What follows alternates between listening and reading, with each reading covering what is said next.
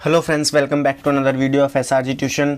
सो जैसे हम biotechnology principle and process chapter पढ़ रहे थे, उसी को आज हम कंटिन्यू करेंगे। और आज की वीडियो में हम जो टॉपिक पढ़ेंगे उसका नाम है tools of recombinant DNA technology. यानी कि जब हम कोई भी रिकॉम्बिनेंट डीएनए टेक्नोलॉजी का यूज़ करते हैं या फिर रिकॉम्बिनेंट डीएनए बनाते हैं तो हम उसमें कौन कौन से टूल्स को इस्तेमाल करते हैं, आज की वीडियो में हम ये जानेंगे और उनको डिटेल में पढ़ेंगे भी। तो सबसे पहले अगर हम बात करें तो सबसे पहले हम जो टूल्स यूज़ करते हैं उसमें आते हैं डीएनए मैनिपुलेटिंग एंजाइम। यानी कि हम ऐसे एंजाइम्स यूज़ करते हैं जो डीएनए को मैनिपुलेट करने में, यानी डीएनए को बदलने में या डीएनए को कट करने में हमें हेल्प करे। जैसे कि हमारा रिस्ट्रिक्शन एंजाइम, जिसको हम मॉलिक्यूलर सीजर भी बोलते हैं, और ये क्या करता है, डीएनए के पोर्शंस को काटने में मदद करता है। इसके बाद पॉलीमरेज एंजाइम, जो कि डीएनए पॉलीमराइजेशन में हेल्प करता है। एंड हमारा लाइगेज एंजाइम, जिसको हम मॉलिक्यूलर ग्लू भी बोलते हैं, जो दो डीएनए को आपस में स्टिक करने में मदद करता है या चिपकाने में मदद करता है। अब अगर हम लाइगेज एंजाइम की बात करें तो जो मोस्टली लाइगेज एंजाइम बायोटेक्नोलॉजी में यूज होता है वो है T4 लाइगेज एंजाइम। और इस T4 लाइगेज एंजाइम को आइसोलेट करा गया है from the T4 bacteriophage virus. ठीक है, किससे आइसोलेट करा है हमने T4 लाइगेज को? T4 लाइगेज को हमने आइसोलेट करा है T4 बैक्टीरियोफाज से। बैक्टीरियोफाज क्या होते हैं? वायरस होते हैं। अब जो हमारा सेकंड इसमें टूल्स होता है वो होता है वेक्टर, या कह सकते हो आप वेक्टर डीएनए, जिसको हम मॉलिक्यूलर व्हीकल भी बोलते हैं। जैसे मैंने आपको प्रीवियस वीडियो में बताया था, वेक्टर क्या होता है? वेक्टर जो होता है वो होता है डिलीवरी बॉय। वो क्या होता है? Delivery boy. यानी कि आपके जो भी डिजायर डीएनए हैं, जो भी डिजायर डीएनए हैं, उस डिजायर डीएनए को ये आपके एड्रेस तक, यानी कि आपके होस्ट तक पहुंचाने में मदद करेगा वेक्टर डीएनए। ठीक है, इसलिए इसको मॉलिक्यूलर व्हीकल भी बोलते हैं। और अगर आपको कॉन्सेप्ट के लिए याद रखना है तो आप ऐसे याद रख सकते हो कि ये क्या है, हमारा डिलीवरी बॉय है। ठीक है, और तीसरा जो भी हमारा टूल होता है होस्ट ऑर्गेनिज्म, जिसके अंदर हम एक्सपेरिमेंट करेंगे, वो होगा। अब देखिए, इन सब के बारे में हमें पढ़ना है। आज की वीडियो में हम बेसिकली बात करेंगे सिर्फ और सिर्फ रिस्ट्रिक्शन एंजाइम के बारे में, क्योंकि ये काफ़ी बड़ा एक टॉपिक है। तो आज की वीडियो में हम सिर्फ और सिर्फ रिस्ट्रिक्शन एंजाइम के बारे में जानेंगे कि कैसे इसकी डिस्कवरी हुई, किसने आइसोलेट करा, इनकी प्रॉपर्टीज क्या हैं, ठीक है, और इनकी वर्किंग कैसे होती है। अगर हम रिस्ट्रिक्शन एंजाइम की बात करें तो रिस्ट्रिक्शन एंजाइम के बारे में सबसे पहले जिन साइंटिस्ट ने बताया था उनका नाम था W. आर्बर। ठीक है, आप ये भी कह सकते हो कि W. आर्बर पहले ऐसे साइंटिस्ट थे जिन्होंने पोस्टुलेट्स दिए थे। पोस्टुलेट्स देने का मतलब क्या है? उसके बारे में बताना। ठीक है, W. आर्बर पहले साइंटिस्ट थे जिन्होंने 1963 में रिस्ट्रिक्शन एंजाइम के बारे में पोस्टुलेट दिया या उनके बारे में बताया। इन्होंने क्या कहा? इन्होंने कहा कि जो भी बैक्टीरिया हैं या कुछ बैक्टीरिया ऐसे हैं जो कि क्या करते हैं, अपने आप को इन्फेक्शन से बचाने के लिए, जो भी बैक्टीरियोफाज होता है, बैक्टीरियोफाज जो भी इन्फेक्शन करता है, उस इन्फेक्शन से अपने को बचाने के लिए कुछ बैक्टीरियाज के पास अपना एक सेल्फ मैकेनिज्म होता है। अपना एक सेल्फ मैकेनिज्म होता है जो इन बैक्टीरिया को बैक्टीरियोफाज के अटैक से बचाता है। और इस सेल्फ मैकेनिज्म में दो एंजाइम इनके पास काम करते हैं, जो कि एक होता है मिथाइलेज एंजाइम और एक होता है रिस्ट्रिक्शन एंडोन्यूक्लियेज। कौन कौन से दो एंजाइम होते हैं इनके डिफेंस मैकेनिज्म में?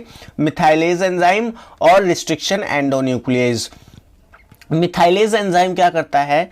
मिथाइलेज एंजाइम जो होता है ये बैक्टीरिया का जो डीएनए होता है, यानी कि इस बैक्टीरिया का अपना खुद का जो डीएनए होता है, मिथाइलेज एंजाइम इसके खुद के डीएनए पे ही मिथाइल ग्रुप लगा देता है। अब ऐसा क्यों करता है वो?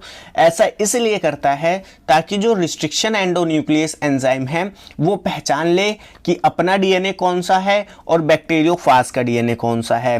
ठीक है, तो यहाँ पे आप दोबारा समझो, मैं बता देता हूँ क्या कहा मैंने ये कहा कि बैक्टीरियल सेल के पास अपना एक खुद का सेल्फ मैकेनिज्म है जो कि उसे बैक्टीरियोफाज के इन्फेक्शन से बचाएगा। इसमें दो एंजाइम आते हैं, कौन कौन से? मिथाइलेज एंजाइम और रिस्ट्रिक्शन एंडोन्यूक्लियेज, या फिर रिस्ट्रिक्शन एंजाइम कह सकते हो अभी के लिए। अब मैंने क्या बताया, मिथाइलेज एंजाइम का काम क्या है? मिथाइलेज एंजाइम का काम ये है कि अपने खुद के डीएनए पे मिथाइल ग्रुप को अटैच कर देना। और मिथाइल ग्रुप को क्यों अटैच करा?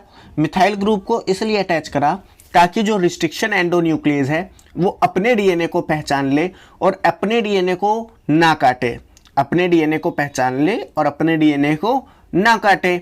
बट जो फॉरेन डीएनए है जिसमें मिथाइल ग्रुप नहीं लगा, उस डीएनए को काट दे, यानी रिस्ट्रिक्शन एंडोन्यूक्लियस यहां क्या करेगा? कट करेगा नॉन मिथाइलिनेटेड जीनोम को। तो आई होप ये मैकेनिज्म आपको समझ में आया होगा। इन 1963 two enzyme responsible for restricting the growth of bacteriophage in Escherichia coli were isolated। अब जब 1963 में W. आर्बन ने इसके बारे में बताया तो दो एंजाइम ऐसे देखे गए जो कि रिस्पॉन्सिबल थे बैक्टीरियोफाज की ग्रोथ को रोकने के लिए, restricting the growth of bacteriophage in एसेशिया कोलाई। एसेशिया कोलाई में बैक्टीरियोफाज की ग्रोथ को रोक दिया गया इन दो एंजाइम के द्वारा। सॉरी, आपको दिखा नहीं होगा, मैं दोबारा रीड कर देता हूं। In 1963 two enzyme responsible for restriction the growth of bacteriophage in एसेशिया कोलाई वर आइसोलेटेड। मतलब साल 1963 में दो एंजाइम जो कि रिस्पॉन्सिबल थे बैक्टीरियोफाज की ग्रोथ को रिस्ट्रिक्ट करने के लिए यानी रोकने के लिए, एसेशिया कोलाई में उनको आइसोलेट करा गया। One added methyl group to DNA while other cut the DNA. जैसे मैंने आपको बताया जो मिथाइलेज एंजाइम है वो अपने खुद के डीएनए पे क्या करेगा? मिथाइल ग्रुप जोड़ेगा, ताकि जो हमारा सेकंड एंजाइम है रिस्ट्रिक्शन एंडोन्यूक्लियस वो आइडेंटिफाई कर ले कि कौन सा डीएनए काटना है, कौन सा डीएनए नहीं काटना। ठीक है। First true restriction endonuclease was isolated in 1970 by Nathans and Hamilton Smith from Haemophilus influenza। अब ये काफ़ी इंपॉर्टेंट लाइन है, ये इस साल भी नीट में पूछी गई थी। क्या बताया गया है यहाँ पे इन्होंने ये कहा कि जो फर्स्ट ट्रू रिस्ट्रिक्शन एंडोन्यूक्लियस था, ट्रू यहाँ पे किस लिए बताया गया अभी मैं आगे बताऊंगा। इन्होंने कहा कि जो फर्स्ट ट्रू रिस्ट्रिक्शन एंडोन्यूक्लियस था उसे 1970 में आइसोलेट करा गया था, यानी निकाला गया था हीमोफिलस इन्फ्लुएंजा के अंदर से by the scientist Nathan and Hamilton Smith. Nathan and Hamilton Smith ने मिलकर हीमोफिलस इन्फ्लुएंजा से 1970 में पहला रिस्ट्रिक्शन एंडोन्यूक्लियस निकाला था। अब इन तीनों ही साइंटिस्ट नाथन, स्मिथ और W. आर्बर, इन तीनों ही साइंटिस्ट को 1978 में अपनी डिस्कवरी के लिए नोबेल प्राइज दिए गए, क्योंकि ये जो डिस्कवरी थी ये आगे चल के बायोटेक्नोलॉजी के फील्ड में बहुत कारगर साबित हुई। Restriction enzyme belong to a large class of enzyme called nucleus. They are of two kinds. जो रिस्ट्रिक्शन एंजाइम हैं वो बिलोंग करते हैं एक क्लास ऑफ एंजाइम को जिसको हम बोलते हैं न्यूक्लियेज। और न्यूक्लियेज जो होते हैं हमारे पास दो तरीके के होते हैं। एक होते हैं हमारे पास एक्सोन्यूक्लियस, एक हमारे पास होते हैं एंडोन्यूक्लियस। अब जैसे इनका नाम है एक्सोन्यूक्लियस, एंडोन्यूक्लियस, तो यहाँ पे अगर आप समझो तो जो एक्सोन्यूक्लियस होते हैं वो डीएनए के एंड पे कट करते हैं और जो एंडोन्यूक्लियस होते हैं वो डीएनए के अंदर कट करते हैं। तो दोबारा समझना, जो एक्सो यानी एग्जिट यानी बाहर, तो जो एक्सोन्यूक्लियस होते हैं वो डीएनए के कॉर्नर्स पे एकदम कट करते हैं, और जो एंडोन्यूक्लियस होते हैं, एंडो मतलब इनसाइड, यानी जो एंडोन्यूक्लियस होते हैं वो डीएनए के अंदर कट करते हैं, डीएनए के सेंटर में कह सकते हो कट करते हैं। अब अगर हम बात करें एंडोन्यूक्लियस की, तो देखिए एंडोन्यूक्लियस भी दो तरीके के होते हैं। एक होते हैं टाइप 1 एंडोन्यूक्लियस, एक होते हैं टाइप 2 एंडोन्यूक्लियस। जो टाइप 1 होते हैं इनको मैग्नीशियम आयन चाहिए होता है अपने एक्टिवेशन के लिए। टाइप 2 एंजाइम को भी मैग्नीशियम चाहिए होता है अपने एक्टिवेशन के लिए। टाइप 1 जो होता है ये एटीपी डिपेंडेंट होता है। एटीपी डिपेंडेंट का मतलब क्या है कि ये अपना काम करने के लिए, किसी डीएनए को कट करने के लिए एटीपी का यूज करता है, इसीलिए क्या है, एटीपी डिपेंडेंट है। बट जो हमारा टाइप 2 एंडोन्यूक्लियस होता है ये एटीपी इंडिपेंडेंट होता है, मतलब ये डीएनए के स्ट्रैंड को कट करने के लिए एटीपी यूज नहीं करता, इसीलिए ये एटीपी इंडिपेंडेंट है। अब जो हमारा टाइप 1 होता है ये कट करता है डीएनए को एट रैंडम साइट, ये किसी भी साइट पे डीएनए को कट कर देगा, डीएनए के अंदर किसी भी रैंडम साइट पे ये डीएनए को कट कर देगा टाइप 1। लेकिन जो टाइप 2 है वो डीएनए को कट करता है एक स्पेसिफिक साइट पे या एक स्पेसिफिक सीक्वेंस पे, जिसको हम बोलते हैं पैलिंड्रोमिक सीक्वेंस। तो ये आपको याद रखना है। अब अगर हम बात करें कि हम आर बायोटेक्नोलॉजी में, यानी जब हम रिकॉम्बिनेंट डीएनए बायोटेक्नोलॉजी बनाते हैं, रिकॉम्बिनेंट डीएनए टेक्नोलॉजी पे काम करते हैं, तो हम कौन से एंडोन्यूक्लियोस को यूज करते हैं, टाइप 1 के टाइप 2।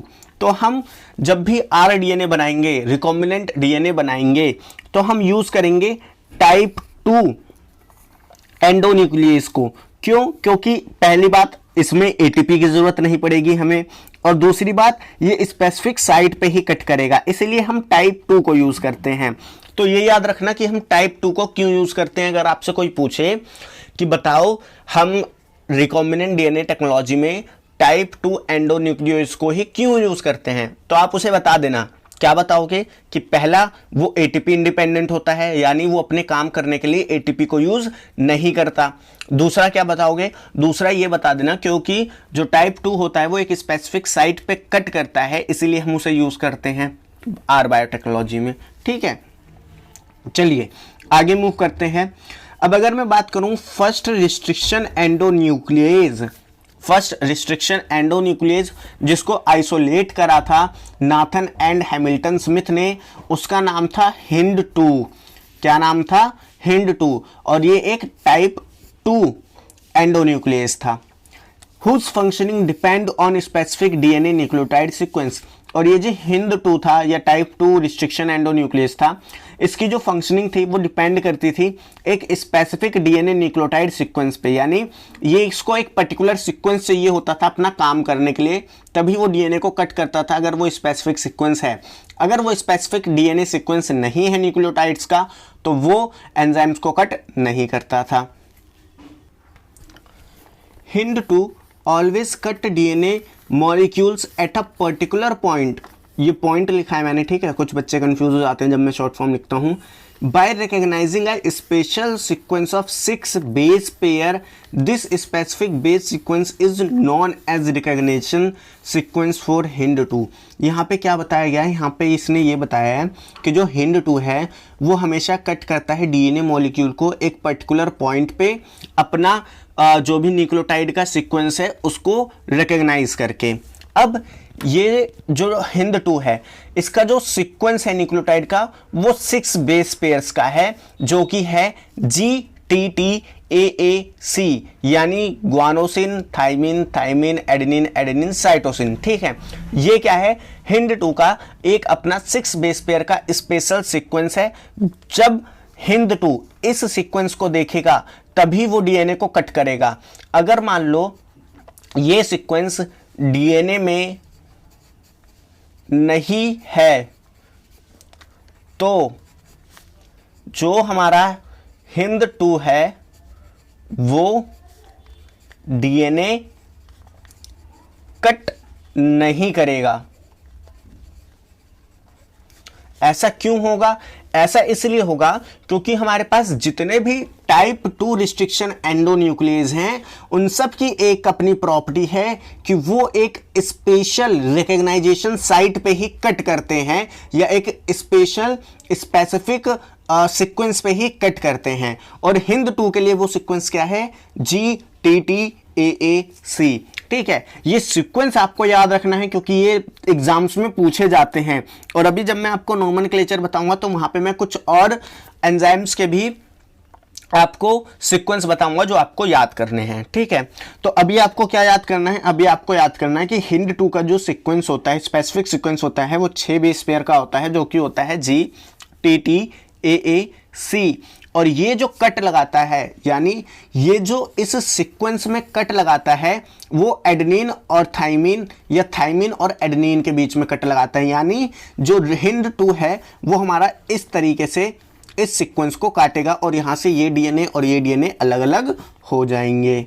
ठीक है, more than 900 restriction enzyme that have been isolated from over 230 strain of bacteria। यानी कि आज के समय पे अगर हम बात करें तो 900 से ज़्यादा रिस्ट्रिक्शन एंजाइम जो हैं वो आइसोलेट करे गए हैं 230 स्ट्रेन ऑफ बैक्टीरियाज में से, यानी 230 तरीके के बैक्टीरियाज के स्ट्रेन में से 900 से ज़्यादा रिस्ट्रिक्शन एंजाइम आज के टाइम पे आइसोलेट करे गए हैं। Each restriction endonuclease recognize a specific palindromic nucleotide sequence in DNA। और जैसे मैंने आपको बताया कि हर एक रिस्ट्रिक्शन एंडोन्यूक्लियस एक स्पेसिफिक साइट को रिकॉग्नाइज करके ही अपना काम करता है, और कई जो होते हैं वो कुछ स्पेसिफिक पैलिंड्रोमिक न्यूक्लियोटाइड सीक्वेंस को भी देखते हैं। अब ये पैलिंड्रोमिक सीक्वेंस क्या होता है? अगर मैं बात करूं पैलिंड्रोमिक सीक्वेंस की, तो ये एक ऐसा सीक्वेंस होता है जिसको चाहे आप लेफ्ट टू राइट पढ़ो या राइट टू लेफ्ट पढ़ो, एक ही मीनिंग निकले। जैसे कि अगर मैं यहां पे लिख दूं मैडम, तो आप इसे चाहे लेफ्ट टू राइट पढ़ो ये तब भी मैडम है, आप इसे राइट टू लेफ्ट पढ़ो ये तब भी मैडम है। तो ऐसे जो सीक्वेंसेस होते हैं इन्हीं को हम बोलते हैं पैलिंड्रोमिक सीक्वेंस। ठीक है, चलिए अब यहां पे एक और एग्जांपल दिया गया है ई कोर 1 का। ई कोर 1 जो है इसका जो स्पेसिफिक रिकॉग्नाइजेशन सीक्वेंस है वो है GAATTCC। जहां पे हमने हिंद 2 की बात करी थी तो हिंद 2 का सीक्वेंस क्या था? GTTAAC, और ई कोर 1 का क्या है? GAATTC, यानी एडेनिन थाइमिन की जगह रिप्लेस हो गई है बस। तो यहां पे जो ई कोर 1 है, अब ये क्या करता है? ये ग्वानिन और एडेनिन के बीच में कट लगाता है। कहाँ कट लगाता है? ग्वानिन और एडेनिन के बीच में, और प्रोड्यूस करता है स्टिकी एंड। अब ये स्टिकी एंड हम क्यों बोल रहे हैं मैं आपको समझाता हूँ। देखो यहाँ पे जब इसने कट करा, ई कोर 1 ने यहाँ पे कट करा, तो आपका क्या सीक्वेंस बचेगा? GCTTA। ये हिस्सा आपका कट के अलग हो गया, ठीक है, क्योंकि कट उसने कैसे लगाया? ऐसे लगाया है, तो ये हिस्सा आपका कट के अलग हो गया। Sorry for the disturbance. तो मैं क्या कह रहा था? मैं कह रहा था ये सीक्वेंस आपका कट के अलग हो गया क्योंकि इसने इस तरीके से कट लगाया है, तो ये अलग हो गया और इतना पोर्शन अलग हो जाएगा, वो हो जाएगा AATTC 3' एंड और यहाँ पे G5' एंड, ये इसके साथ बॉन्ड है। ठीक है, अब देखो यहाँ पे हम बात क्यों कर रहे हैं स्टिकी हैंड? हम यहाँ पे इसलिए बात कर रहे हैं क्योंकि यहाँ पे हाइड्रोजन बॉन्डिंग के लिए कोई भी चीज़ नहीं है, ये स्पेस क्या है? वैकेंट है। तो अगर कोई सीक्वेंस यहाँ पे आता है तो ये उसके साथ आपस में हाइड्रोजन बॉन्ड बनाने लगेंगे। समझ गए मेरी बात? क्योंकि इस तरीके से इसको कट करा गया है कि ये स्पेस वैकेंट हो गया, तो यहाँ पे अगर कोई चीज़ आएगा, कोई सीक्वेंस आएगा, तो ये उसके साथ हाइड्रोजन बॉन्ड बना लेंगे। तो इसीलिए इनको बोला जाता है स्टिकी हैंड, क्योंकि यहाँ पे हाइड्रोजन बॉन्ड बनाने की कैपेबिलिटी है। तो ई कोर 1 जो है वो प्रोड्यूस करता है स्टिकी एंड। अब हम बात कर लेते हैं इनके नोमेनक्लेचर की, यानी कि इनका नामकरण कैसे करा जाता है। जो भी रिस्ट्रिक्शन एंजाइम हम किसी भी बैक्टीरिया से आइसोलेट करते हैं उनका नामकरण हम कैसे करते हैं, उनका नाम कैसे रखते हैं, हमें ये पता होना चाहिए। तो देखो सबसे पहली बात मैं बता दूं, ये मैंने अपनी लैंग्वेज में लिखा है, मैंने एनसीईआरटी से नहीं उठाया, सिर्फ अपनी लैंग्वेज में लिख दिया है। जो फर्स्ट लेटर होगा किसी भी रिस्ट्रिक्शन एंजाइम का वो रिप्रेजेंट करेगा जीनस को। किसके जीनस को? बैक्टीरिया के जीनस को जिससे उसको आइसोलेट करा गया है। ठीक है, मतलब जो पहला लेटर है वो रिप्रेजेंट करेगा जीनस ऑफ बैक्टीरिया जिससे हमने उस रिस्ट्रिक्शन एंजाइम को निकाला है। जैसे अगर मैंने मान लो किसी बैक्टीरिया को निकाला है एसेशिया कोलाई के एसेशिया कोलाई से, ठीक है, तो इसका जीनस क्या है? एसेशिया, तो उसका नाम क्या होगा? पहला लेटर उसका होगा ई। ठीक है, नेक्स्ट आते हैं, next 2 letter represent species of organism, यानी कि आखिरी के जो ई के बाद, पहले वर्ड के बाद जो 2 लेटर होंगे वो उस ऑर्गेनिज्म के स्पीसीज को बताएंगे जिससे हमने उसको निकाला है। यानी पहला लेटर जीनस बताएगा उस बैक्टीरिया का जिसके अंदर से हमने उसको निकाला है, बाकी के 2 लेटर स्पीसीज को बताएंगे जिसके अंदर से हमने उसको निकाला है, और ये दोनों लेटर कैसे होंगे? स्मॉल होंगे, ये भी याद रखना है आपको। ठीक है, अब जो नेक्स्ट लेटर है, ये आप कह सकते हो जो फोर्थ लेटर है, वो रिप्रेजेंट करेगा स्ट्रेन ऑफ ऑर्गेनिज्म को। स्ट्रेन ऑफ ऑर्गेनिज्म को मतलब उसकी जो भी स्ट्रेन है, जैसे आप पढ़ते हो S strain bacteria, R strain bacteria, तो जो फोर्थ लेटर होगा वो उस रिस्ट्रिक्शन एंजाइम में क्या रिप्रेजेंट करेगा, स्ट्रेन ऑफ बैक्टीरिया को रिप्रेजेंट करेगा जिससे उसको निकाला गया है। अभी हम इसको एग्जाम्पल के थ्रू भी समझेंगे। अब लास्ट में हम जो भी नंबर लिखेंगे वो रिप्रेजेंट करेगा order of isolation. Order of isolation का मतलब क्या है, जो भी नंबर लिखा है, जैसे यहां पे 1 लिखा है तो इसका मतलब यह है कि ये पहला एंजाइम था, पहला एंजाइम था जिसको एसेशिया कोलाई से निकाला गया था। ठीक है, 1 ये रिप्रेजेंट करता है कि वो कौन से नंबर पे उस बैक्टीरिया में से निकला है। जैसे कि देखो एग्जाम्पल की बात कर लेते हैं। अब सबसे पहला हमारा है ई कोर 1। अगर हम बात करें ई कोर 1 रिस्ट्रिक्शन एंजाइम की, तो यहां पे जो ई है वो रिप्रेजेंट करता है एसेशिया जीनस को। ठीक है, CO जो है वो रिप्रेजेंट करते हैं स्पीसीज कोलाई को। R जो है वो रिप्रेजेंट करता है स्ट्रेन RY को। और जो फर्स्ट है वो है ऑर्डर ऑफ आइसोलेशन, मतलब कि इस ई कोर 1 या ई कोर 1 पहला रिस्ट्रिक्शन एंजाइम था जिसको एसेशिया कोलाई में से निकाला गया था। ठीक है, पहला रिस्ट्रिक्शन एंजाइम था जिसको ई कोर 1 में से एसेशिया कोलाई में से निकाला गया था। इसी तरीके से हिंद 2 की बात कर लेते हैं। हिंद 2 की बात करें तो जो H है वो रिप्रेजेंट करता है हीमोफिलस जो कि जीनस है। IN रिप्रेजेंट करता है स्पीसीज इन्फ्लुएंजा को। D जो है रिप्रेजेंट करता है स्ट्रेन को। और जो 2 है वो रिप्रेजेंट कर रहा है ऑर्डर ऑफ आइसोलेशन को, मतलब कि इसको हिंद 2 को दूसरे नंबर पर निकाला गया हीमोफिलस से ये दूसरे नंबर पे निकाला गया।